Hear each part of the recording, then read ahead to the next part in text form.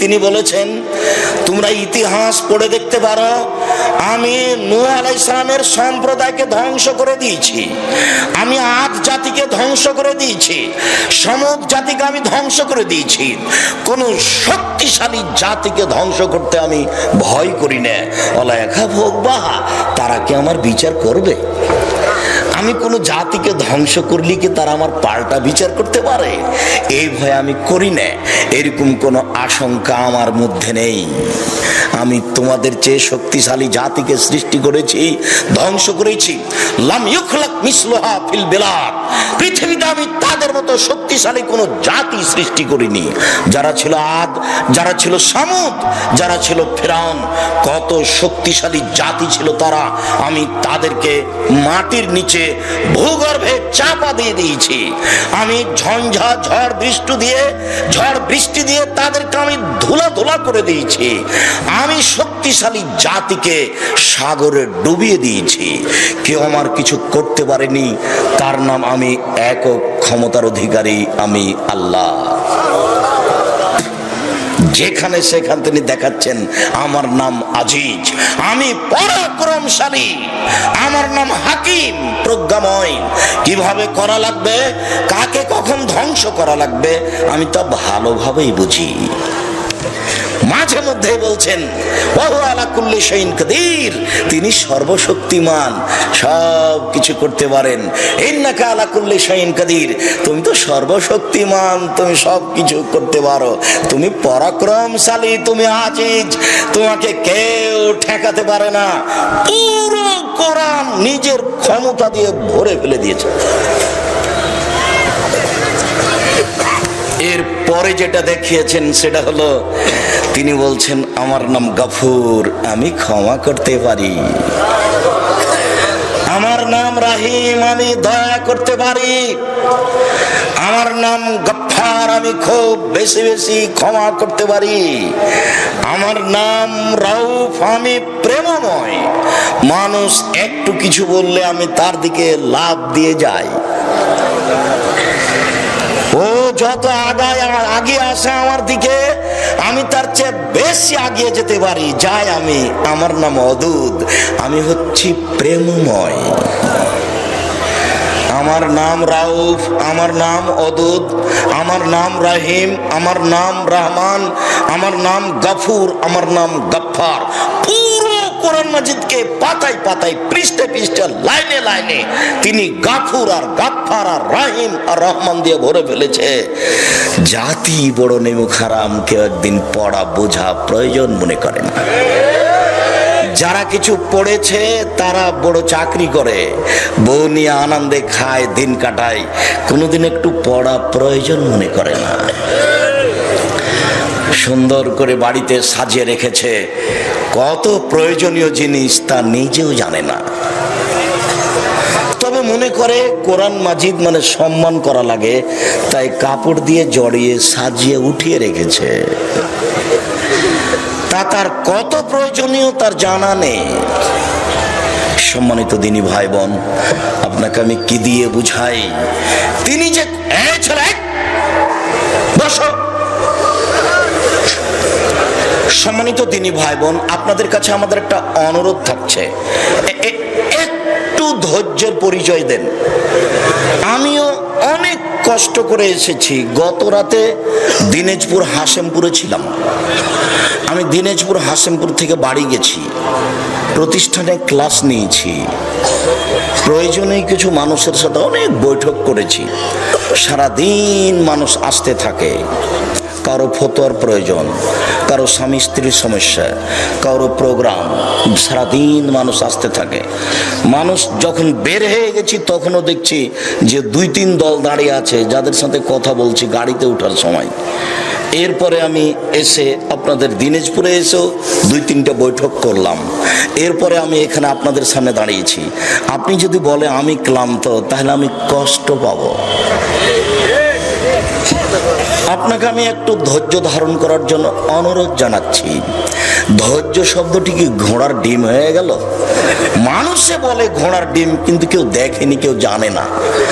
ধৈর্য শব্দটি মানুষ জানে, বাংলা ভাষাতে লিখাও দেখে, কিন্তু আসলে কি বুঝে ধৈর্য কাকে বলে? দলীয় ক্ষমতা থাকলে সে ধৈর্যর পরিচয় দিতে পারে না, অর্থের ক্ষমতা থাকলে সে ধৈর্যের পরিচয় দিতে পারে না, অর্থের শিক্ষার দাপট থাকলে ধৈর্যের পরিচয় সে দিতে পারে না। আল্লাহ তাআলা আমাদের নবীকে বলছেন ফাসবির সাবরান জামিলা, মুহাম্মদ সাল্লাল্লাহু আলাইহি সাল্লাম আপনি সুন্দর ধৈর্য ধারণ করুন। সুন্দর ধৈর্য কি জিনিস? সুন্দর ধৈর্য কাকে বলে বুঝতে পারলাম না। ওই লোকটা আমাকে এক থাপ্পড় মেরেছে, আমি খুব গালিগালাজ করলাম, কিন্তু পাল্টা এক থাপ্পড় মারতে পারলাম না। এক সপ্তাহ গালিগালাজ করার পরে বলছি এখন ধৈর্য ধারণ করি, কি আর করি, কিছু করতে তো পারলাম না। এর নাম কি আসলেই ধৈর্য? আপনি ধৈর্য ধারণ করুন, সুন্দর ধৈর্য। বড় ছেলেটা মারা গেল, 7-8 দিন কান্নাকাটি করলাম, তারপরে বলছি যে আল্লাহর মাল আল্লাহ নিয়েছে, এখন আর কি করব, ধৈর্য ধারণ করি। তাহলে কি এর নাম ধৈর্য হলো? এটাই কি সুন্দর ধৈর্য? বুঝতে পারলাম না। আল্লাহ আমাদের নবীকে বলছেন আপনি সুন্দর ধৈর্য ধারণ করুন। সুন্দর ধৈর্য কি? ওরা বলছে অনেক কথা। আল্লাহ তাআলা বলছেন ওয়াসবির আলা মা ইয়াকুলুন, মুহাম্মদ ওরা যা বলছে আপনি তার উপরে ধৈর্য ধারণ করুন। ওরা বলছে এ জাদুগার, ওরা বলছে এ গণক, ওরা বলছে এ কবি, ওরা বলছে ছি ছি ছি ছি ছি এ কত বদ মানুষ। আরে আমাদের মাবুদ হচ্ছে 360 জন, এ বলছে একজন, তবুও সপ্তম আকাশের উপরে থাকে। এ কি সহ্য করা যায়? একে হত্যা করে দে, একে জেলখানায় বন্দি কর, একে দেশ থেকে তাড়িয়ে দে, একে কুকুর লাগিয়ে দে, একে ঢেল মার, এর গায়ে ধুলা দিয়ে দে, একে থুথু দিয়ে দে, এ গণক, এ কত কি। আল্লাহ তাআলা বলছেন ওরা যা বলে ওরা আপনি ধৈর্য ধারণ করুন। আল্লাহর কি ঠেকা বেঁধেছে? আল্লাহ কাউকে একটু টিপে দিতে পারেন না? উনি সর্বশক্তিমান, কিন্তু আমার আপনার গতি অনুপাতে আল্লাহ চলেন না। তার নামও রাহিম, তার নামও সাবের। যারা ধৈর্যশীল তার সাথে আল্লাহ আছেন। আপনার ভিতরে কোনোদিন ধৈর্যের পরিচয় দেখতে পেলাম না। প্রতিবেশীর ছাগলটাতে আপনার গাছ খেয়ে নিয়েছে, আপনি তখন বললেন এই তুই বের হ, তো এও বলছে তুইও বের হ, তোকে দেখে নেব। দুইজনই মনে হচ্ছে পশু। ঢাকা চিড়িয়াখানায় আছে হায়ানা, দুইজনেরই চরিত্র হায়ানার মতো হয়ে আছে। দল করলে পার্টি করলে আরো চরিত্র থাকে না। একজন আর একজনের বিরুদ্ধে কথা না বললে দিন কাটে না, ভেতরটা ঠান্ডা হয় না। গালি না দিলে একটু মনটা তৃপ্তি আসে না, গালি দিলে বদনাম করলে নিন্দা করলে নিজে একটু শান্তি পায় মনে করে। ও বুঝে না ধৈর্য কাকে বলে। শুনুন, জেমাদিনে সালাবা কবিরাজ শুনেছে মোহাম্মদ পাগল হয়েছে। আল্লাহ বলছেন আমার সাহেবাকুম বিমাজনুন, তোমাদের সাথে যে মোহাম্মদ, এই মোহাম্মদ পাগল নয়। তোমাদের বাড়িতে জন্ম নিয়েছে, তোমাদের বাড়িতে খেয়ে মানুষ হয়েছে, তোমাদের বাড়িতে ছাগল চড়িয়েছে, তোমাদের বাড়িতে আজকে নবী বলে নিজেকে ঘোষণা করেছে। এ পাগল নয়। সবাই বলছে পাগল, ছি ছি ছি ছি ছি, একে তাড়িয়ে দে। জেমাদিন সালামা পাগলামি ভালো করতে পারে। শুনেন শুনেন শুনেন, আপনাদের এলাকায় নাকি মোহাম্মদ লোকটা পাগল হয়েছে, তাকে নাকি জিনে ধরেছে, তাকে নাকি ওপরিতে ধরেছে। জি, আমাদের মোহাম্মদকে জিনে ধরেছে, ওকে ওপরিতে ধরেছে, ও পাগল হয়েছে। ওই যে ওই যে ওই যে ওই যে ওই যে মোহাম্মদ। তো জেমাদিন সালামা ওখানে গিয়ে বলছে আপনাকে নাকি জিনে ধরেছে, আপনাকে নাকি ওপরিতে ধরেছে, আপনি নাকি পাগল হয়েছেন, আমি পাগলামি ভালো করতে পারি। মুহাম্মদ সাল্লাল্লাহু আলাইহি ওয়াসাল্লাম বলছেন আচ্ছা ঠিক আছে, তাহলে আপনি পাগলামি ভালো করা আরম্ভ করেন। তো দুইটা কথা বলবেন আল্লাহর নবী পাগলামি ভালো করার পূর্বে। তখন আল্লাহর নবী বলছেন ইন্নাল হামদালিল্লাহ নাহমাদুহু ওয়া নাস্তাইনুহু ওয়া নাস্তাগফিরুহু। এটা শেষ পর্যন্ত পড়তেই কবিরাজ বলছেন ইকরা মারাতান উখরা, পড়েন তো কি পড়লেন, আবার পড়েন তো কি পড়লেন। আল্লাহু সামাদ। আরে কত কবির কথা শুনেছি, এরকম কথা শুনিনি। কত গণকের কথা শুনেছি, এরকম তো কথা গণকের শুনিনি। কত কবি গণক এদের কথা আমি এইরকম শুনিনি। আবার একটু পড়েন তো শুনি, আবার একটু পড়েন তো। তা আমাদের নবী মুহাম্মদ সাল্লাল্লাহু আলাইহি ওয়াসাল্লাম আবার পড়লেন ইন্নাল হামদালিল্লাহ নাহমাদুহু ওয়া নাস্তাইনুহু ওয়া নাস্তাগফিরুহু শেষ পর্যন্ত। তখন কবিরাজ বলছেন আশহাদু আল্লা ইলাহা ইল্লাল্লাহ ওয়া আশহাদু আন্না মুহাম্মাদার রাসূলুল্লাহ, আমি সাক্ষ্য দিচ্ছি আল্লাহ ছাড়া কোনো মাবুদ নেই, আমি সাক্ষ্য দিচ্ছি মুহাম্মদ আল্লাহর রাসূল। কবিরাজ পাগলামি ভালো করলেন। হাদিস বুখারী মুসলিম। আল্লাহে আল্লাহর কসম, আল্লাহে আল্লাহর কসম, আল্লাহে আল্লাহর কসম, আমি আব্দুর রাজ্জাক বিন ইউসুফ 90 সাল থেকে এখন পর্যন্ত কোনোদিন অপ্রয়োজনীয় বাক্য বলিনি। আজকের নয়, 90 সাল থেকে এখন পর্যন্ত আমি কোনোদিন কেসা কাহিনী বলিনি। 90 সাল থেকে এখন পর্যন্ত আমি কোনোদিন কোনো মাযহাবের বদনাম করিনি।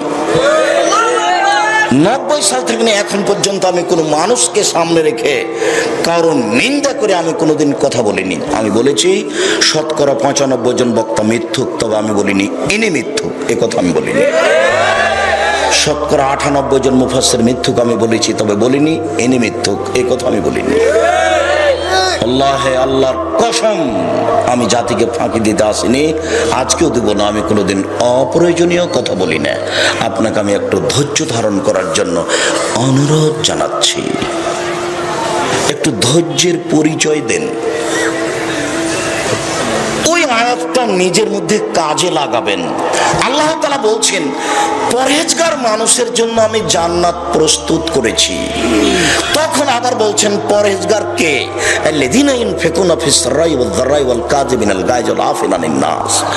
টাকা থাকলেও দান করে, না থাকলেও দান করেছি। বেশি আছে বেশি দেয়, কম আছে কম দেয়। 2 ওয়াল কাযিমিনাল গায়জ, রাগকে থামাতে পারে। লবণ বেশি হয়েছে বউকে গালি দেয় না, মারা তো বহু দূরের কথা। আব্দুর রাজ্জাক সাহেব উঠেছেন, এই কথাটা আমাকে খারাপ লাগলো, তখন লাফ দিয়ে উঠলো না। আপনি যতই বলেন আমাকে, আমি কোনো বক্তার বিরুদ্ধে বাক্য বের করিনি, করব না। এক বালতি গাভীর পেশাবে কাপড় ভিজিয়ে সালাত হবে না, সে আমার কথা ইউটিউবে আছে। কেউ যদি অল্প বের করে কিছু করতে চায়, আমাকে তার পিছনে পড়তে হবে না। আমি কোনোদিন তার পিছনে কোনো বাক্য বলিনি। কত মানুষ আমাকে অনুরোধ করেছে, আমি বলছি আমার বক্তব্যের বিরুদ্ধে কেউ কথা বলেছে, আমাকে তার বিরুদ্ধে কথা বলতে হবে, এইটুকু আমি প্রয়োজন মনে করিনি।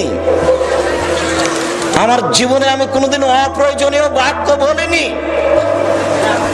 আমি দিনাজপুর এই মাঠে আসলে এক শ্রেণীর মানুষ মনে করবে আব্দুর রাজ্জাক সাহেব না জানি কি বলেন, না জানি কি বলবো, মানে কিছুই না, শুধুমাত্র আপনার কল্যাণের জন্যই বলবো। আমি কোরআন হাদিসের অনুবাদ ছাড়া সহজে কোনো কথা বলেছি তো আমার জানা নেই। শুধু তাই নয়, দিন প্রচার করতে এসে আপনাকে এই কথা বলেছি। 90 সাল থেকে এখন পর্যন্ত কেউ যদি প্রমাণ করতে পারে আব্দুর রাজ্জাক বিন ইউসুফ একদিন পথ খরচ পাথেও চেয়েছে, এটা প্রমাণ হয়ে গেলে আমি জাতির সামনে বক্তব্য দেব না।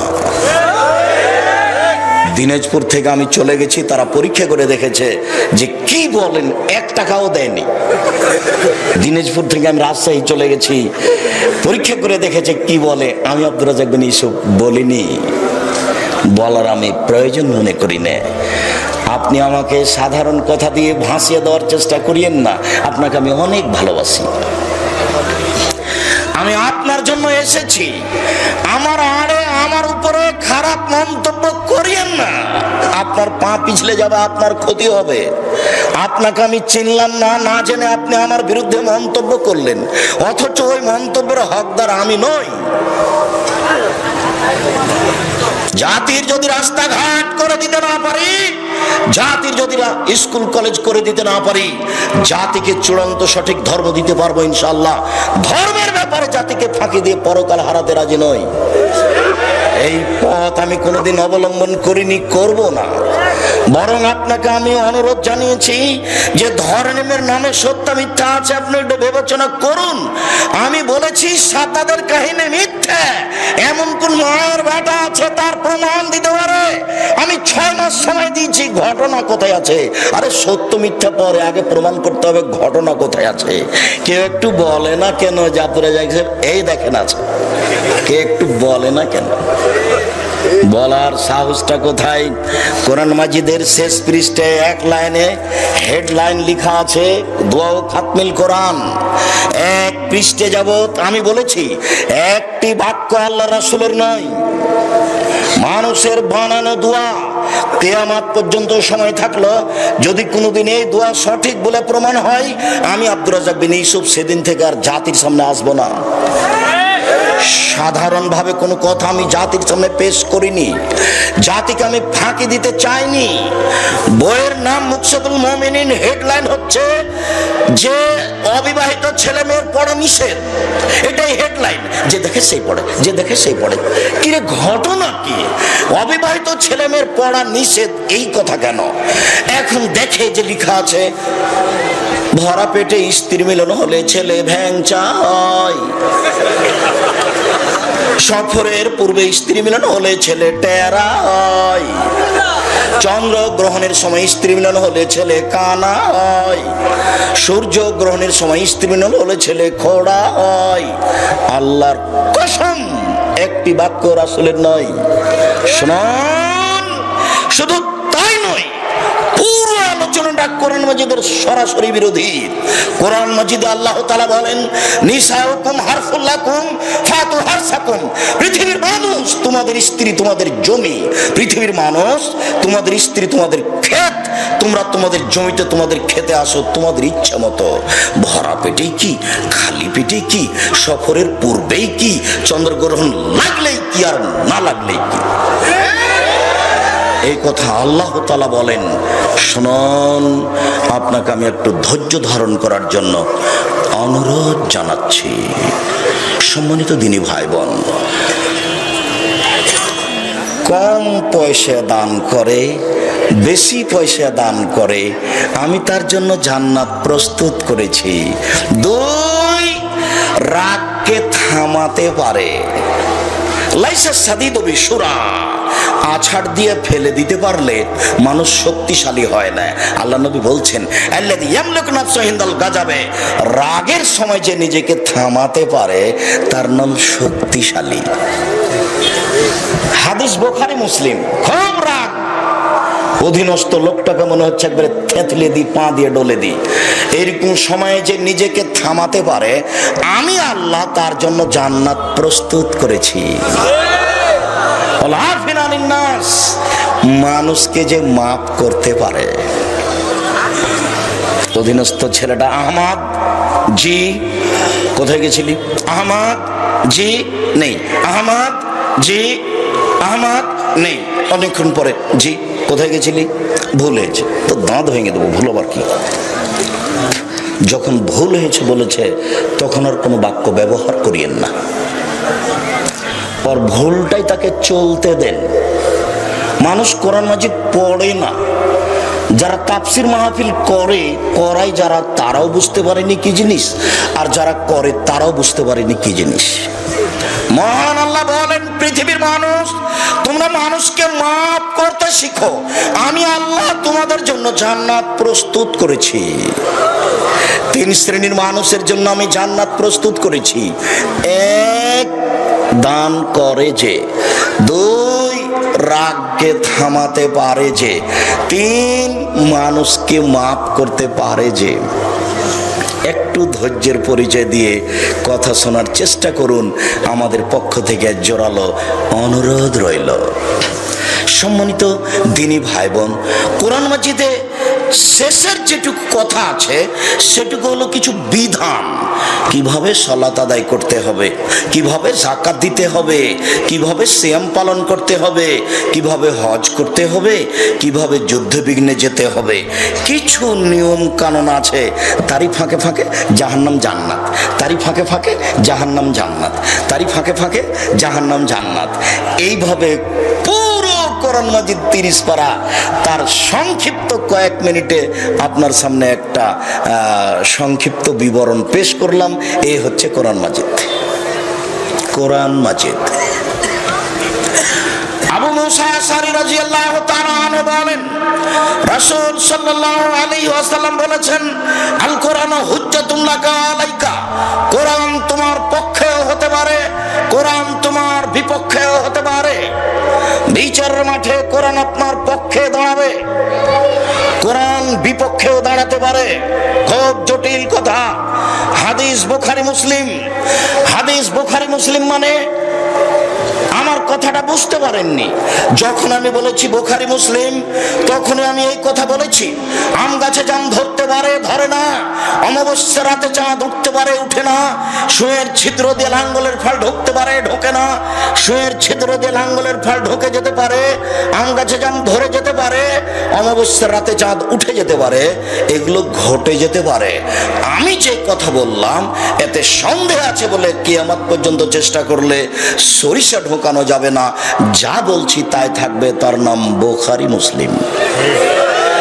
আমি যখন কোনো অনুবাদ ব্যাখ্যা করেছি তখন আমি এই কথা বলিনি। যখন বুখারী মুসলিম বলেছি তখনই আমি এই কথা বলেছি। কোরআন মাজিদ বিচারের মাঠে আপনার পক্ষে কথা বলবে। আমি কি দিয়ে বুঝাই এটা কত বড় সুবিধা। কয়েকটা জিনিস বিচারের মাঠে কথা বলবে আপনার পক্ষে। তার একটা হচ্ছে আঙ্গুল। যে আঙ্গুলে তাসবিহ গণনা করেছেন, তাসবিহ দানায় তাসবিহ গণনা করিয়েন না, অনুরোধ রইল। আঙ্গুলে তাসবিহ গণনা করেন। আঙ্গুল বিচারের মাঠে আপনার কথা আপনার পক্ষে কথা বলবে। একজন বৃদ্ধ মানুষ বলছেন, আব্দুর রাজ্জাক সাহেব থামেন থামেন থামেন, আমি বৃদ্ধ মানুষ, তাসবিহ দানা ছাড়া গণনা করতে পারি না, তাই আমি তাসবিহ দানা দিয়ে গণনা করি। আঙ্গুলে করলে ভুল হয়। মুরব্বী, আপনাকে সম্মান সহকারে বলছি, আপনি আঙ্গুলে তাসবিহ গণনা করুন। জীবনে যদি একদিনও ঠিক না হয়, প্রতিদিনই যদি ভুল হয়, তবুও নেকি পাবেন। কেন? এইটাই রাসূলের দেওয়া বিধান। অতএব আঙ্গুল বিচারের মাঠে আপনার পক্ষে কথা বলবে। কালো পাথর হাজরে আসওয়াদ, যদি আপনার টাকা বৈধ হয়ে থাকে, হজ করে থাকেন, তাহলে কালো পাথর বিচারের মাঠে আপনার পক্ষে কথা বলবে। বিচারের মাঠে কথা বলবে আপনার ওই ছোট বাচ্চা ছেলে মেয়ে, যেগুলো আপনার স্ত্রীর পেটে মারা গেছে 4 মাস 6 মাস পরে, যেগুলো আপনার জন্ম নিয়েছে মরা অবস্থায়, যেগুলো মরার জন্মের পরে 2-4 বছর 6 বছর 5 বছর বয়সে মারা গেছে, এরা আপনার বিচারের মাঠে পক্ষে কথা বলবে। আপনাকে আমি বুঝাতে পারিনি এটা কত বড় সুবিধা। দিনাজপুর শহরে এসে ওই গ্রামের একটা লোক ভ্যান নিয়ে আটকা পড়েছে। তো এখন আমার বড় ভাই সম্মানিত সভাপতি সাহেব ওখান দিয়ে যাচ্ছেন, তো দেখছেন যে তার গ্রামের ওই ছেলেটাকে পুলিশে ধরে পিটাচ্ছে। তখন ইনি চট করে গাড়ি থেকে নেমে, কি হয়েছে? ও স্যার স্যার, এই ছেলে এই এলাকায় গাড়ি নিয়ে এসছে, এই এলাকায় গাড়ি নিয়ে আসা নিষেধ। ও ওইটা আমার পাড়ার ছেলে, ছাড়ো। আচ্ছা আচ্ছা স্যার স্যার, আচ্ছা ছাড়, ছেড়ে দিলাম স্যার, ছেড়ে দিলাম। এখন ছেলেটা বুঝতে পারবে যে এই লোকটা আমার কত বড় উপকারী। কেননা বিপদটা বুঝেছে। আমি তো আপনাকে কিয়ামতের মাঠ বুঝাতে পারছি না কত বড় বিপদ, তাহলে আপনাকে বুঝাতে পারতাম যে কোরআন আপনার কত বড় সুবিধাকারী। তাহলে আপনাকে আমি বুঝাতে পারতাম যে আঙ্গুলে তাসবিহ গণনা করা কত বড় সুবিধা। তাহলে আপনাকে আমি বুঝাতে পারতাম যে ছোট বাচ্চা ছেলে মেয়ে মারা গেলে আপনার জন্য কত বড় সুবিধা। আপনার তো ছেলে মাত্র 2টা, একটা ছেলে একটা মেয়ে। কয়টা মরে আর কয়টা বাঁচে? আপনারা সবাই 10-12 ভাই বোন, কিন্তু আপনাদের ছেলে মেয়ে 2টা বা 1টা। আবার স্ত্রী তাহাজ্জুদ পড়ে, দিনে বৈঠকও করে, মহিলা বৈঠকও করে। কিভাবে এরকম হয়ে গেল বুঝলাম না। আপনার মা 5 কেজি চাউল রান্না করতো, আপনারা সবাই খেতেন, ফকির মিসকিনে খেত, গরুতে খেত সকালের, আপনি চাউল রান্না করছেন 150। দুপুরে মেহমান এসেছে, তখন স্বামী স্ত্রী বলা বলি করছে, কি করবে যা রান্না করেছি তাকে যদি মেহমানকে দিতে শেষ হয়ে যাবে, এক কাজ করো, চানাচুর বিস্কুট দিয়ে বিদায় করে দাও। আপনার মা আপনার বাপ জীবনে কোনোদিন এইভাবে কোনো মেহমানকে বিদায় করেনি। আপনার বাপের স্বভাব আমি কত নকল করেছি যে আপনার বাপ যখন মসজিদ থেকে বের হতেন এসার টাইমে, তখন দেখতেন মসজিদের কোনো কোনায় কেউ বসে আছে নাকি, ওই যে একটা মুরব্বী। মুরব্বী বাড়ি কোথায়? নোয়াখালী। খাওয়া দাওয়া করেছেন? জি না। চলেন। তো আপনার বাপ সাথে নিয়ে চলে গেছে।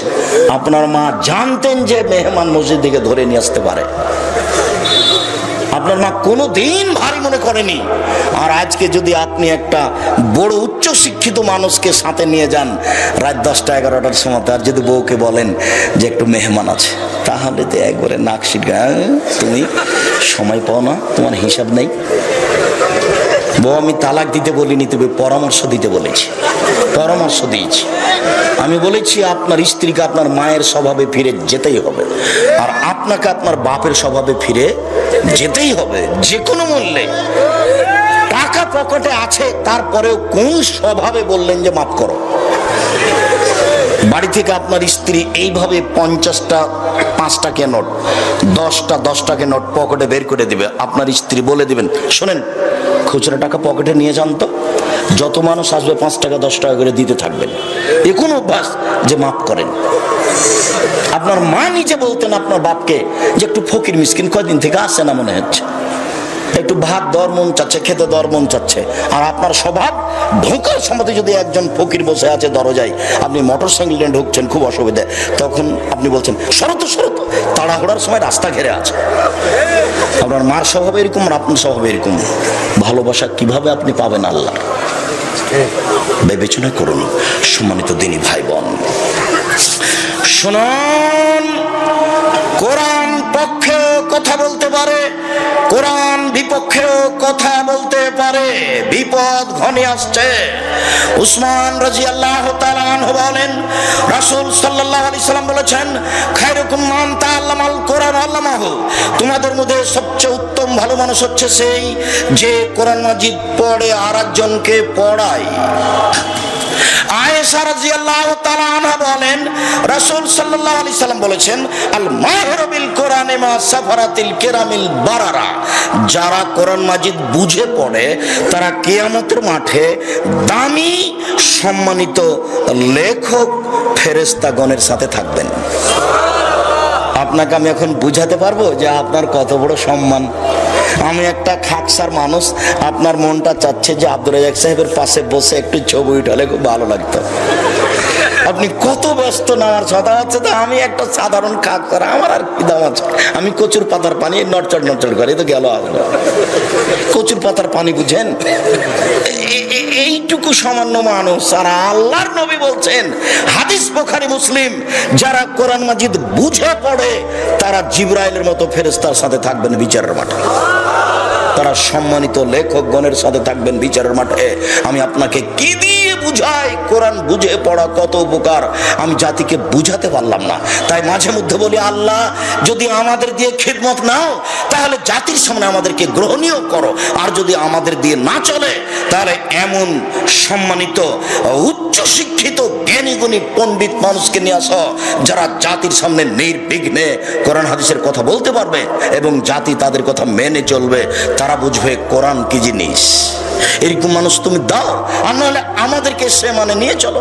তুমি তো পারো, তুমি তো সবকিছু করতে পারো, তোমার রহমতের আশা ধারে বলছি তুমি এইটুকু করো। পরের বাক্যে আয়েশা রাদিয়াল্লাহু তাআলা আনহা বলেন, ওয়াল্লাযী ইয়াকরাউহু ওয়া ইয়াতাতাউ ফীহি ওয়া শাক্কুন আলাইহি, আর যে ব্যক্তি কোরআন মাজিদ পড়ে কোন রকমে টানা হেঁচড়া করে ছেঁচড়া ছেঁচড়ি করে পড়ে, কত কষ্ট করে পড়ে, ভালো করে পড়তে পারে না তবুও পড়ে, তার কাছে এটা খুব কঠিন, লাহু আজরান, তার জন্য ডবল নেকি। হাদিস বুখারী মুসলিম। জনৈক হাফেজ ইমাম আপনাদের গ্রামে গেছেন ফুফুর বাড়ি বেড়াতে, তো আপনাদের গ্রামের ইমামটা ভালো করে কোরআন মাজিদ পড়তে পারে না, কোন রকম করে ইমামতি করেছে মাগরিবের সালাতে। সালাত শেষ হতেই এই হাফেজ সাহেব লাফ দিয়ে উঠেছে। জি না, এর নামাজ হয়নি, এ ভালো করে উচ্চারণ জানে না, এর নামাজ বাতিল, নামাজ হয়নি, আবার নামাজ পড়াতে হবে। হাফেজ সাহেব, কোরআনে ভুল হলে, সুন্দর কেরাত না হলে নামাজ হবে না, এরকম কোনো হাদিস আপনাকে কেউ বলেছে কি? আপনি তো জানেন না। শিক্ষক তো আপনার হাঁটুর উপরে মেরে হাঁটুর মালাইকে ফাটিয়ে অচল করে রেখেছে। তাই তো আপনি মাথায় একটা লম্বা টুপি দিয়ে উপরে একটা লাল রুমাল দিয়ে মানুষের বাড়ি খেয়ে বেড়ান। এই তো আপনার কাজ। কোরআন হিফজ করার পরে 16 বছর পড়তে হবে। এই ছেলে, তোমাকে বলছি, আরেকজনের গায়ে হাত দিয়ে আছো নাকি? কোরআন হিফজ করাই শেষ পড়া নয়, মনে রেখো। কোরআন হিফজ করার পরে 12 থেকে 16 থেকে 14 20 বছর পড়তে হবে আরো। তারপরে তুমি বুঝবে কোরআন হাদিস কি জিনিস। এমনিতে তুমি কি বুঝবে? নওগাঁ জেলা থেকে যাচ্ছিলাম বাড়ি, ফজরের সালাত আদায় করতে ঢুকেছে এক মসজিদে। তো বের হওয়ার সময় দেখছি ওই মেম্বারের ওই মেহরাবের ডান দিকে লেখা আছে আল্লাহ, বাম দিকে লেখা আছে মোহাম্মদ। আমি বলছি, হাফেজ সাহেব এটা কেমন হয়েছে? তখন বলছে ভালোই হয়েছে। তো ডান দিক থেকে অনুবাদ করেন তো হাফেজ সাহেব, আল্লাহ হলেন মোহাম্মদ। বাম দিক থেকে অনুবাদ করেন তো হাফেজ সাহেব, মোহাম্মদ হলেন আল্লাহ। ডান দিক থেকে অনুবাদ করেন, আল্লাহ হলেন মোহাম্মদ। বাম দিক থেকে অনুবাদ করেন, মোহাম্মদই হলেন আল্লাহ।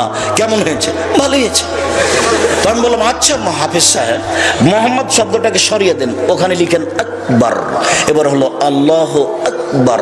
ডান দিকে অনুবাদ করেন, আল্লাহ হলেন সবচেয়ে বড়। বাম দিক থেকে অনুবাদ করেন, সবচেয়ে বড় হলেন আল্লাহ। ডান দিক থেকে অনুবাদ করেন, আল্লাহ হলেন সবচেয়ে বড়। বাম দিক থেকে অনুবাদ করেন, সবচেয়ে বড় হলেন আল্লাহ। কেমন হয়েছে? ভালোই তো হয়েছে। মানে তার কাছে কোনো পার্থক্য নেই। জনাব, আপনাকে আমি অনুরোধ জানাচ্ছি, আপনি হিফজখানা শুধু খুলে চালু রাখবেন না, হিফজখানার সাথে কোরআন হাদিস ছেলে শিখবে এরকম অন্তত 5ম শ্রেণী পর্যন্ত রাখেন। না পারলে তো জাতির জন্য জামিয়া সালাফিয়া ডাঙ্গিপাড়া পবারাত চাই, জামিয়া সালাফিয়া রূপগঞ্জ নারায়ণগঞ্জ ঢাকা আছেই। আমার মনে বড় সাধ, এদেশের মাটিতে আমি উন্নত মানের প্রতিষ্ঠান গড়বই ইনশাআল্লাহ। এখনো এই প্রতিষ্ঠানে প্রায় 2500 ছেলে মেয়ে পড়াশোনা করে।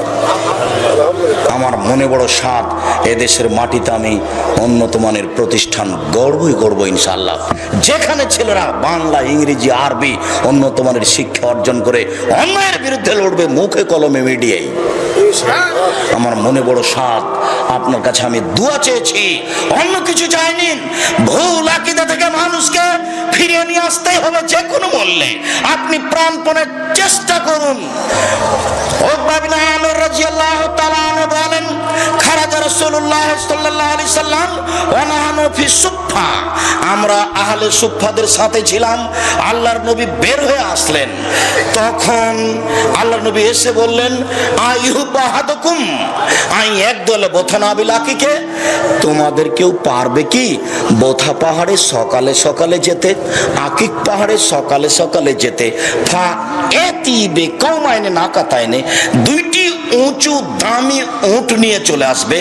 বেগাইরে ইসমিনাকাতে রাহমিন, কোনো পাপ হবে না, মারামারি হবে না, যাবে পেয়ে যাবে। দিনাজপুর বড় মাঠে যাবে, কথার কথা। বুখারী মুসলিমের হাদিসে বড় মাঠ নেই, বুখারী মুসলিমের হাদিসে আছে আকিক বাজার, বোথা পাহাড়। কথার কথা বললাম, দিনাজপুর বড় মাঠে যাবে, দুইটি উট পেয়ে যাবে। দুইটি উট কেন? দিনাজপুরের সবচেয়ে দামি কি? লিচু। দিনাজপুর বড় মাঠে যাবে, 2 ট্রাক লিচু পেয়ে যাবে। কোনো কিছু করা লাগবে না, মারামারি নেই, সম্পর্ক ছিন্ন নেই, ছিনতাই নেই, এমনি পেয়ে যাবে। এটা তোমাদের কেউ চাই কি? হ্যাঁ, আমরা তো এটা সবাই চাই। তখন আল্লাহ রাসূল বলছেন, শোনো, আফালে একদু আহাদুকুম আলাল মসজিদ, তোমাদের কেউ সকালে সকালে মসজিদে যেতে পারবে কি? একরা আয়াতাইনে আইয়াল্লামা আয়াতাইনে, গিয়ে 2টি আয়াত পড়বে বা পড়াবে, তার জন্য 2টি উটের চেয়ে দামি, 3টি আয়াত তার জন্য 3টি উটের চেয়ে দামি, 4টি আয়াত তার জন্য 4টি উটের চেয়ে দামি। অমিনা আদাদাহিন্না মিনালে বলে, যত আয়াত তত উট। পারবে কি? বুখারী মুসলিম। ধরেন একটা উটের দাম এখন 1.5 লক্ষ 1 লক্ষ টাকা। এই উটটা 1 লক্ষ টাকা দান করা যতটুকু, 1 আয়াত পড়া ততটুকু। হাদিস বুখারী মুসলিম। আবু হুরায়রা রাদিয়াল্লাহু তাআলা আনহু বলেন, রাসূল সাল্লাল্লাহু আলাইহি সাল্লাম বলেছেন, ইউকালু লিসাহিবিল কোরআন, যারা দুনিয়াতে কোরআন মাজিদ পড়ে তাদেরকে বিচারের মাঠে বলা হবে, ইকরা, অর্থাকে পড়ো আর জান্নাতের উপর তালার দিকে যাও। পড়ো আর জান্নাতের উপর তালার দিকে যাও। রাত্তিল কামা তুরাত্তিল ফিদ দুনিয়া, সুন্দর করে পড়ো আর চড়তে থাকো, সুন্দর করে পড়ো, উপরে উঠতে থাকো। ইন্না মানজিলাকা আখির আয়াতিন তাকরাউহা, পড়তে পড়তে পড়তে পড়তে যেটা তোমার শেষ আয়াত হবে সেটাই তোমার থাকার জায়গা। পড়তে পড়তে পড়তে পড়তে যেটা তোমার শেষ আয়াত হবে সেটাই হলো তোমার থাকার জায়গা। এ কথা মুহাম্মদ সাল্লাল্লাহু আলাইহি সাল্লাম বলেন। সম্মানিত দিনী ভাই বোন, রাসূল সাল্লাল্লাহু আলাইহি সাল্লাম বলেন, ইকরাউল কোরআনা ফাইন্নাহু শাফিউন ইয়াউমাল কিয়ামা, তোমরা কোরআন মাজিদ পড়ো, বিচারের মাঠে কোরআন মাজিদ তোমাদের পক্ষে কথা বলবে। রাসূল সাল্লাল্লাহু আলাইহি সাল্লাম বলেন, ইউতা ইয়াউমাল কিয়ামা বিল কোরআনে ওয়াল্লাযিনা ইয়ামালুনা বিহি ওয়া ইয়াকরাউনা বিহি, বিচারের মাঠে কোরআন মাজিদকে নিয়ে আসা হবে, আর যে পড়ে তাকে নিয়ে আসা হবে। এক খেলে চেয়ে থাকবেন, নড়াচড়া করবেন না। এই ছেলে তোমাকে বলছি, তুমি কারো গায়ে হাত দিয়ে বসে থাকো না, একবারে প্রস্তুত রেডি, পাখি যেন মনে করে তুমি পাথর। এইভাবে এক খেলে চেয়ে থাকবা। বিচারের মাঠে আল্লাহ কোরআন মাজিদকে নিয়ে আসবেন আর আপনাকে নিয়ে আসবেন। সূরাতুল বাকারা আল ইমরান, সবার আগে আসবে সূরা বাকারা সূরা আল ইমরান, সবার আগে আসবে সূরা বাকারা সূরা আল ইমরান, সবার আগে আসবে সূরা বাকারা সূরা আল ইমরান। তাহাজ্জুদে আসাবেহিমা, দুইজনের পক্ষে আল্লাহর সাথে তর্ক ঝগড়া লাগিয়ে দিবে, তুমুল তর্ক। আল্লাহ বলবেন না, এ পাপী জাহান্নামে যাবে। সূরা বাকারা সূরা আল ইমরান বলবে, জি না, কখনো হতে পারে না, এদেরকে আগে জান্নাতে দিতে হবে, তারপরে কোনো কথা। তার নাম তর্ক, তার নাম ঝগড়া, তুমুল তর্ক লাগিয়ে দিবে। সূরা বাকারা আর সূরা আল ইমরান আপনার পক্ষে হয়ে। উমামা বাহিলি রাদিয়াল্লাহু তাআলা আনহু বলেন, রাসূল সাল্লাল্লাহু আলাইহি সাল্লাম বললেন, ইকরাউজ জাহরাওয়াইনে, তোমরা উজ্জ্বল দুটি সূরা পড়ো, তোমরা উজ্জ্বল দুটি সূরা পড়ো, সূরাতুল বাকারা আর সূরা আল ইমরান। সূরা বাকারা পড়ো, সূরা আল ইমরান পড়ো। ইয়াতিয়ানি ইয়াউমাল কিয়ামা কান্নাহুমা গায়াতানে কান্নাহুমা গামামাতানে কান্নাহুমা ফিরকানে মিন তাইরিন সাফিন, সূরা দুটি আসবে যেন দুটি মেঘখণ্ড, সূরা দুটি আসবে যেন দুটি সামেয়ানা, সামেয়ানা বুঝেন তো? সূরা দুটি আসবে যেন সূরা দুটি পাখির ঝাঁক যারা ডানা মেলে আছে, সূরা দুটি আসবে যেন দুটি মেঘখণ্ড, সূরা দুটি আসবে যেন দুটি সামেয়ানা, সূরা দুটি আসবে যেন তারা পাখির ঝাঁক। তাহাজ্জুদে লাসাবেহিমা, তুমুল তর্ক লাগিয়ে দিবে যারা পড়েছে তাদের পক্ষে হয়ে। এরপরের কথাটুকু শোনেন তো, রাসূল সাল্লাল্লাহু আলাইহি সাল্লাম বলেন, শুনো, ইন্না সূরাতুল বাকারা, তবে সূরা বাকারার বিশেষত্ব, বিশেষ কথা, জরুরি কথা, ইন্না আখজাহা বারাকা, সূরা বাকারা যে পড়বে তার বাড়িতে বরকত নাজেল হবে। অতারাকাহা খাসারা হাসারা, কেউ যদি সূরা বাকারা না পড়ে তাহলে তার বাড়িতে অশান্তি, অবিরাজ, অন্যায়, দুঃখ, ব্যথা, আফসোস, বেদনা সব নেমে আসবে। অলস ব্যক্তিরা সূরা বাকারা পড়তে পারে না, অলস ব্যক্তিরা সূরা বাকারা পড়তে পারে না, অলস ব্যক্তিরা সূরা বাকারা পড়তে পারে না। সূরা বাকারা, সম্মানিত দিনী ভাই বোন, খণ্ডকালীন সূরা বাকারা সূরা আল ইমরান। আবু হুরায়রা রাদিয়াল্লাহু তাআলা আনহু বলেন যে আল্লাহর নবী আমাকে ফিতরার সম্পদ, চাউল, গম এগুলো দেখাশোনা করতে বললেন। আবু হুরায়রা, জি তুমি এই যাকাতুল ফিতরা পাহারা দাও তো। আবু হুরায়রা, আচ্ছা ঠিক আছে আল্লাহ নবী দিচ্ছি। রাতে চোর আসলো, ব্যাগের জিনিসগুলো ভরতে লাগলো, আমি চোরকে ধরে নিলাম। তখন চোর বলছে, আমি গরিব মানুষ, আমি গরিব মানুষ, আমাকে দয়া করে ছেড়ে দেন, আমার অনেক ছেলে মেয়ে আছে। আমার অন্তরে দয়া হলো, আমি ছেড়ে দিলাম। সকালে রাসূলের সাথে দেখা, আল্লাহ রাসূল বলেন, আবু হুরায়রা, জি চোরের সাথে কি করেছ? আল্লাহ রাসূল, ও বলছে যে আমি গরিব মানুষ, আমার ছেলে মেয়ে আছে, আমি ছেড়ে দিয়েছি। তখন আল্লাহ রাসূল বলছেন, আচ্ছা ও মিথ্যা কথা বলেছো, আবার আসবে। পরের দিন ঠিকই ও এসেছে, ব্যাগে জিনিস ঢোকাচ্ছে, আমি ধরে নিলাম। তখন আমাকে বলছে, আর আসবো না, আর আসবো না, ছেড়ে দিন, ছেড়ে দিন, আর আসবো না, আর আসবো না। তো ছেড়ে দিলাম। সকালে দেখা, আবু হুরায়রা, জি চোরের সাথে কি করেছো? আল্লাহ রাসূল, ও বলছে যে আমি আর আসবো না, আমি আর আসবো না, আমি তাকে ছেড়ে দিয়েছি। কেউ যদি আপনার সাথে এরকম কথা বলে, ভুল স্বীকার করে, তাহলে আপনি তাকে ছেড়ে দিবেন। ভুল স্বীকারের পরে তার বিচার করতে যায়েন না। তখন আল্লাহ রাসূল বলছেন, দেখো ও মিথ্যা কথা বলেছে, ও আবার আসবে। পরের দিন দেখি ঠিকই ও এসেছে, ব্যাগে জিনিস ঢুকাচ্ছে, আমি ধরে নিলাম। আমি বললাম, তুমি বলেছো আমি আর আসবো না, তবু এসেছো, তোমাকে রাসূলের কাছে নিয়ে যাব। তখন বলছে, আরে শোনেন শোনেন শোনেন, আমি একটা কথা আপনাকে শিখিয়ে দিই। যখন আপনি বিছানায় শুইতে যাবেন, এই যা আওয়াইতে এলা ফের আসে গা, যখন তুমি বিছানায় শুইতে যাবা, ফাকরা আয়াতুল কুরসি, তখন তুমি সূরা বাকারা হতে আয়াতুল কুরসি পড়ো।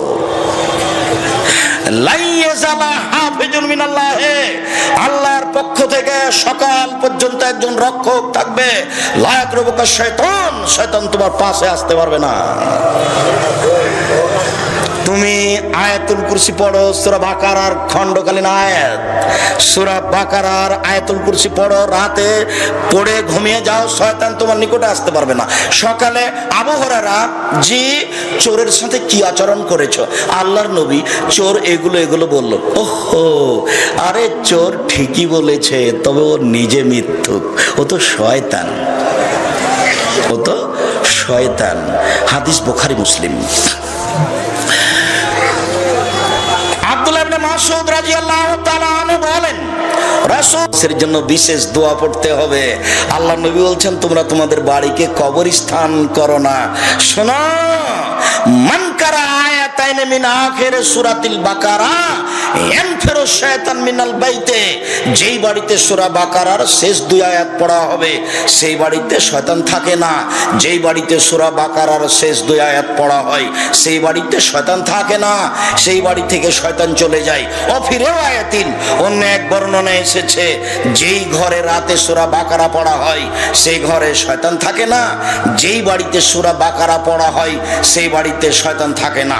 আব্দুল্লাহ ইবনে মাসউদ রাদিয়াল্লাহু তাআলা আনহু বলেন, রাসূল সাল্লাল্লাহু আলাইহি সাল্লাম বলেছেন, আল আয়াতান মিন আখির সূরাতিল বাকারা মান কারা লাইলাতান কাফাতাহু, কেউ যদি সূরা বাকারার শেষ দুই আয়াত রাতে পড়ে তাহলে যে কোনো সমস্যার জন্য যথেষ্ট হবে। শয়তান তার নিকটে আসবে না, যে কোনো সমস্যা তাকে ধরবে না, বোবা তাকে ধরবে না, কোনো সমস্যা রাতে হবে না যদি সূরা বাকারার শেষ দুই আয়াত ও রাতে পড়ে। একটু এক খেলে চেয়ে থাকেন তো, দেখেন তো ইবনে আব্বাস রাদিয়াল্লাহু তাআলা কি বলেন। ইবনে আব্বাস রাদিয়াল্লাহু তাআলা আনহু বলেন, একদা আল্লাহর নবীর পাশে জিবরাইল বসেছিলেন। জিবরাইল আল্লাহর নবীর পাশে বসে আছেন। সামিয়া সাউতান, এই ফাওকা রাসিহি, মাথার উপর একটা শব্দ শুনতে পেলেন। হঠাৎ একটা শব্দ, জিবরাইল উপর দিকে তাকালেন। ফতেহা বাবুন, একটি দরজা খোলা হয়েছে। জিবরাইল বলেন, হাজা বাব, এটি একটি দরজা, ফতেহা লিয়াউম, আজকে খোলা হয়েছে। লাম ইফতাকাত, আজকের পূর্বে কোনোদিন খোলা হয়নি। নাজালা মিনহুম মালাকুন, এই দরজাতে একজন ফেরেশতা নেমে আসলেন। লাম ইয়ানজাল কাত মিন কাবল, এর পূর্বে কোনোদিন এই ফেরেশতা দরজাতে নেমে আসেননি। জিবরাইল ওখানে আছেন, মুহাম্মদ সাল্লাল্লাহু আলাইহি ওয়াসাল্লাম এখানে আছেন, ইবনে আব্বাস এখানে আছেন। জিবরাইল এসে ওই ফেরেশতা এসে বলছেন, আসসালামু আলাইকুম আবসির বিন নূরাইন, মুহাম্মদ দুইটি উজ্জ্বলতার কথা শোনেন, মুহাম্মদ দুইটি উজ্জ্বলতার কথা শোনেন। আপনাকে দেওয়া হয়েছে, অতীতে কোনো নবীকে দেওয়া হয়নি। এক, সূরা ফাতিহা, দুই সূরা বাকারার শেষ দুই আয়াত। সূরা বাকারার শেষ দুই আয়াত ব্যতিক্রম কিছু। রাসূল সাল্লাল্লাহু আলাইহি ওয়াসাল্লাম বলেন, মান কারা হারফান মিনহা ফাউতিয়াহু, সূরা বাকারার শেষ দুই আয়াত যে পড়বে তাকে যে ইচ্ছে পড়া হবে তাকে তাই দেওয়া হবে। সূরা বাকারার শেষ দুই আয়াত যে ইচ্ছে পড়বে তাকে তাই দেওয়া হবে। ঠিক জমজমের পানির মতো হয়ে গেল। রাসূল সাল্লাল্লাহু আলাইহি ওয়াসাল্লাম বললেন, মা জামজাম মা শরবালাহু, যে উদ্দেশ্যে জমজমের পানি পান করা হয় সেই উদ্দেশ্যই তার পূর্ণ হবে। তিনি বলেন, খায়রুল মায়ে আলা ওয়াজিলার, যে মাও জমজম, পৃথিবীতে সবচেয়ে দামি পানি হলো জমজমের পানি। সাকমু সাকিমিন ও তাওমিন, তা হলো রোগের আরোগ্য, তা হলো ক্ষুধার খাদ্য। জমজমের পানি খেলে ক্ষুধা মিটে যাবে, জমজমের পানি খেলে রোগ ব্যাধি ভালো হবে, এই কথা মুহাম্মদ সাল্লাল্লাহু আলাইহি সাল্লাম বলেন, হাদিস মুসলিম।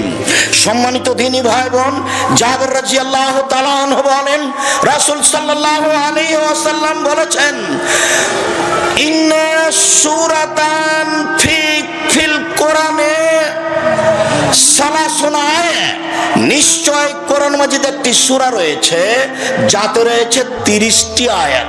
শাফাত লি রাজুলিন হাত্তা গফিরা লাহু, ও বিচারের মাঠে ওই ব্যক্তির জন্য সুপারিশ করতেই থাকবে, সুপারিশ করতেই থাকবে, করতে করতে করতে করতে করতে যখন ক্ষমা করে দেওয়া হবে তখন ওই সূরা চলে যাবে, তার নাম সূরাতুল মুলক। 30টি আয়াত বিশিষ্ট একটি সূরা আছে কোরআন মাজিদে, যে পড়বে তার ক্ষমা না হওয়া পর্যন্ত, তার জান্নাতের ঘোষণা না হওয়া পর্যন্ত যাবে না বিচারের মাঠে। তার নাম বলেন তো কি? সূরা মুলক। জাবের রাদিয়াল্লাহু তাআলা আনহু বলেন, লাম ইয়ানাম রাসূলুল্লাহ সাল্লাল্লাহু আলাইহি সাল্লাম হাত্তা ইয়াকরা সূরাত আলিফ লাম তানজিল ও সূরাতুল মুলক। রাসূল সাল্লাল্লাহু আলাইহি সাল্লাম বিছানায় ঘুমাতেন না যতক্ষণ পর্যন্ত সূরা আলিফ লাম তানজিল, সূরা সাজদা এবং সূরা মুলক না পড়তেন। রাসূল সাল্লাল্লাহু আলাইহি সাল্লাম বলেছেন, মানুষ যদি সূরা মুলক পড়ে তাহলে তার কবরের শাস্তি হবে না, এই কথা রাসূল সাল্লাল্লাহু আলাইহি সাল্লাম বলেন। উল্লেখ্য যে মধ্যখানে কয়েকটা কথা বলে রাখি, সূরা ওয়াকিয়া পড়লে রুজি বেশি হবে, এই কথা মিথ্যা, এ হাদিস জাল। সূরা বাকারা, সূরা হাসরের শেষ 3 আয়াত পড়লে 70,000 ফেরেশতা আপনার পক্ষে দোয়া করবে, এ হাদিস নিতান্তই জয়ীফ। অনেকে বলেছেন জাল, এর প্রতি আমল করা যাবে না। শুনুন, সূরা ইখলাস, ব্যতিক্রম গতি, ব্যতিক্রম নীতি। একজন লোককে আল্লাহর নবী দায়িত্বশীল করে যুদ্ধে পাঠালেন।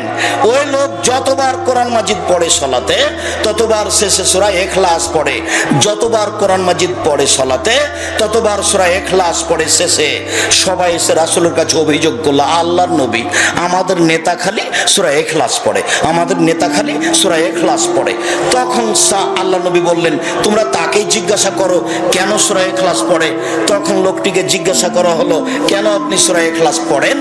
তখন লোকটি বলল, নিশ্চয়ই সূরা ইখলাসে রহমানের গুণাবলী আছে, আমি তাকে পড়া ভালোবাসি। সূরা ইখলাস এমন একটি সূরা যেখানে জাহান্নামের কথা নাই, যেখানে জান্নাতের কথা নাই, যেখানে চন্দ্র সূর্যের কথা নাই, যেখানে আকাশ জমিনের কথা নেই, যেখানে আদ সামুদের কথা নেই। সূরা ইখলাস একটি সারমর্মের উপরে সূরা। সূরা ইখলাস শুধুমাত্র আল্লাহর গুণাবলীর উপরে, তাতেই গুণাবলী দিয়ে পূর্ণ, আমি এই জন্য তাকে ভালোবাসি। তখন আল্লাহ রাসূল বলছেন, ফাগবেরু, তোমরা তাকে বলে দাও, ইন্নাল্লাহা ইউহিব্বুহু, আল্লাহ তাকে ভালোবাসেন। একজন সাহাবী এসে বলছেন, আল্লাহর নবী, সূরা ইখলাসকে আমি ভালোবাসি। তখন আল্লাহ রাসূল বলছেন, হুব্বুকা আদখালাকাল জান্নাহ, তোমার ভালোবাসা আল্লাহ তোমাকে জান্নাতে দিয়ে দিবেন। একদা রাসূল সাল্লাল্লাহু আলাইহি সাল্লাম বলেন, সঙ্গী সাথী আয়াজিজু আহাদুকুম ইয়াকরা সুলুসাল কোরআনে ফি লাইলাতিন, সঙ্গী সাথী তোমাদের কেউ এক রাতে কোরআন মাজিদের 3 ভাগের 1 ভাগ পড়তে পারে কি? সঙ্গী সাথী তোমাদের এক রাতে কেউ কোরআন মাজিদের 3 ভাগের 1 ভাগ পড়তে পারে কি? তখন সাহাবীগণ বললেন, না না আল্লাহ রাসূল, এটা কি সম্ভব? কোরআন মাজিদের 3 ভাগের 1 ভাগ কি রাতে সালাতে পড়া যায়? তা কি সম্ভব? তখন আল্লাহ রাসূল বলছেন, আরে শোনো শোনো শোনো, সূরাতুল ইখলাস তাদের সুলুসাল কোরআনে, সূরা ইখলাস হচ্ছে কোরআনের 3 ভাগের 1 ভাগ, সূরা ইখলাস হচ্ছে কোরআনের 3 ভাগের 1 ভাগ, সূরা ইখলাস হচ্ছে কোরআনের 3 ভাগের 1 ভাগ। সূরা ইয়াসিন পড়লে কোরআন মাজিদ একবার পড়লে 10, সূরা ইয়াসিন একবার পড়লে কোরআন মাজিদ 10 বার পড়ার সমান নাকি হবে? এই কথা মিথ্যে, হাদিসটি জাল। সূরা ইখলাস 3 বার পড়লে একবার কোরআন মাজিদ পড়ার সমান নাকি হবে? নেকি খালি লুটে নেন, ব্যাগ ভর্তি করে নেন, 3 বার সমান একবার, 3 বার সমান একবার, 3 বার সমান একবার। হাদিস সহিহ, বুখারী মুসলিমের হাদিস। নেকি লুটে ব্যাগ ভর্তি করে নেন, আল্লাহর রহমতের কোনো অভাব নেই। বিচারের মাঠে যে যা চাইবে, এই দুনিয়াতে মানুষ যে যা চাইবে একসাথে যদি চায়, পৃথিবীতে জিন ইনসান একসাথে যদি আল্লাহর কাছে চায়, নিজ নিজ প্রয়োজন চায়। কেউ চাইলো দিনাজপুর শহরে একটা একটি বাড়ি, কেউ চাইলো একটি ভ্যান, কেউ চাইলো ঢাকা শহরে 3টি বাড়ি। যার যেটা প্রয়োজন, জিনের প্রয়োজন, মানুষের প্রয়োজন, একসাথে আল্লাহ সবাইকে সব দিয়ে দিলেন। আল্লাহর নিকট থেকে কমে যাবে।